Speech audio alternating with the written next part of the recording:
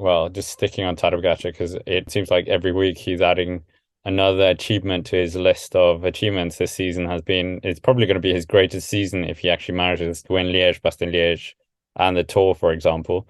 But nevertheless, by winning the Amstel Gold, we think he's the only rider in history to win Paris-Nice, the Ronde van Vlaanderen, and Amstel Gold in the same year because the other riders who had done that win Amstel Gold and Ronde van Vlaanderen were Eddy Merckx and Jan Raats and Philippe Gilbert, and none of them won Paris-Nice in the same year. So, I mean, process of elimination, that makes sense. The question is here, he's doing Fleche alone, Liège-Bastogne-Liège. That hasn't, well, no one's won all three races since Philippe Gilbert in 2011. David Rebellin, he won it. He did all that in 2004. But the question here, long-winded way to get there, is he the favorite for Liège-Bastogne-Liège once again, or can Remco Evenepoel threaten Tadej Pogačar? I think that Remco's really the crux of this by and large, because Remco came out of, from what I can remember, he just kind of came out and just did Liège last year and then won it.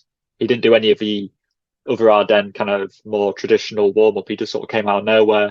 And especially this year, there's been a bit more of an increase in riders just kind of getting shipped in out of nowhere and from their, volcano lair or whatever, and just kind of like doing well in a race. Remco, currently, everybody kind of knows he's kind of just like at altitude. He did Fleche Walloone and the Brabantse Pijl last year.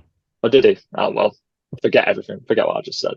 No, carry on. But I don't know. He is the person who could upset Pogacar's ability to win that, especially since Remco, kind of similar to Pogacar, is quite prone to attacking from quite far out, which gives other teams little opportunity to anticipate moves and try and get up a road early, because the two big favourites pretty much do that as a de facto, as they're like a strategy. So it's going to be really hard for somebody else, I think, to upset the apple cart. I think it is likely between those two. But if it came down to a sprint between them, I would probably say that Pogacar would be the favourite, yeah. Yeah, I have a feeling that if Remco goes early, Pogacar would follow. I don't think he can replicate move by move what he did last year in La Redoute, purely because people will be there by his side, knowing that this is where he went last year. There'll be more attention there. And remember, last year was Mauri van Savenon sort of digging in beforehand, setting things up for Remco. Mauri van Savenon is not on the same level of form this year, and I don't think they can copy paste that tactic, which worked so well last year. They'll have to figure out something else to do. And I don't think Remco can leave it to Rochefort-Faucon. So it'll be something later in the profile. I think Pogacar could follow Remco, and if it comes down to Rochefort-Faucon, I think Pogacar's won it if it's between them. What Remco does have is that engine,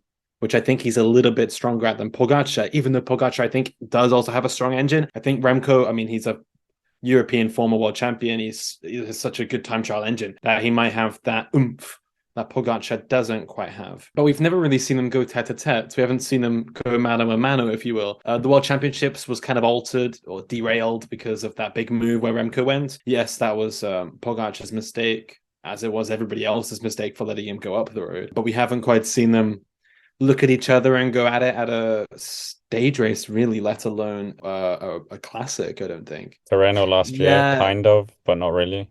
Yeah, but they weren't really sort of tete-a-tete, mano-a-mano in terms of like really battling each other out. Remco was quite a bit behind. Sorry, Remco, but that's kind of the truth. Shots fired. He won a Grand Tour that last year. Tadej did not.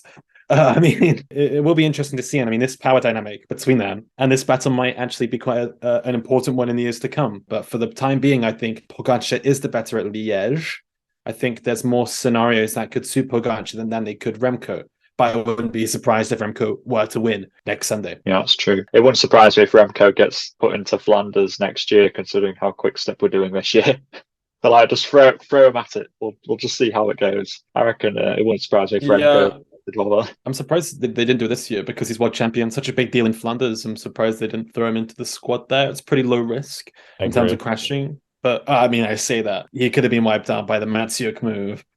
Or true, very true. Incidents. I mean, in terms of the monument hunting, it's a shame that we're not going to get Mathieu van der Poel here. Liège, kind of hard to tick that off. Tadej Pogacar has already taken it, but like the fact that Wout van Aert finished on the podium last year means that Mathieu van der Poel can definitely finish on the podium. I guess theoretically, yeah, because you would say, yeah, Wout, Mathieu are very similar in a lot of senses. So therefore, yeah, Mathieu would, in theory, be able to also finish on the podium of Liège. He finished in the top 10 a few years ago. Yeah, in theory, like Mathieu could do well here. Yeah, because we were saying on stream today how it is a bit odd that Mathieu and Wout decided not to come to Amstel, despite the fact that they seemed obviously in good form at Paris-Roubaix, and usually riders who do Roubaix tend to go on to do Amstel. So we were a little bit confused there. But yeah, I guess there's still time to change. I mean, Wout van Aert's addition to Liège-Bastogne-Liège last year was relatively late. So who knows? Maybe Alpecin realising that, well, today, who was their best performer? Was it Gianni Vermeersch? Or it might have been Søren Kragh or something like that. Maybe they realise, well, actually, our Ardennes team, because I don't think Quentin Hermans is feeling quite right or something. Maybe they're like, oh, let's just put Van der Poel in. Give it a go. Why not? What's the worst that could happen? He wins. Oh, yeah. Wout was fielded because he missed out that week last year from COVID, and I think he was a little bit frustrated and wanted to get results elsewhere. At the beginning of this season, remember, I keep quoting it, he wanted to win a Big Fish Classic, and he hasn't done that. Maybe he'll give it his one last shout at Liège. There were rumors that he might do it, but I don't blame him and Mathieu for taking a weekend off, really. You had the Gent A3 weekend, then you had the Ronde van Vlaanderen, then you had Paris-Roubaix. Those guys have been at it every single weekend. Give them some time off, just for one weekend. They can relax and I don't know, go for a walk or something. They wouldn't have let Tadej Pogačar go up the road like that. Yeah, true. I think almost maybe teams are looking around thinking, is Mathieu where? Shouldn't Mathieu be following? Shouldn't Wout be here? And realizing that they weren't on the start list for the race. But yeah, I mean, next weekend will be interesting to see if any of the riders sort of get thrown into the start list that we weren't expecting. I think Liège is the race outside of Lombardia where that happens the most. And I would suspect Wout might have a chance of getting thrown in last minute. To provide some structure maybe to that Jumbo-Visma squad, which doesn't quite seem like it has a sort of out-and-out leader. And can Jumbo really risk it at another monument without a leader? I think didn't they kind of want a good monument performance before they go into the Giro? Wout's going to have a lot of downtime before his next targets of the Dauphiné, I believe, then the Tour de France. So, I mean, what's 250 kilometers difference going to make, Wout? Okay, put your necks out. Who do you think is going to win Liège-Bastogne-Liège? I'm going to say a good question. You're going to say Alexander? You can't blooming heck. No. I haven't even seen the start. Ben Healy, he'll win. Easy. Mathieu van der Poel.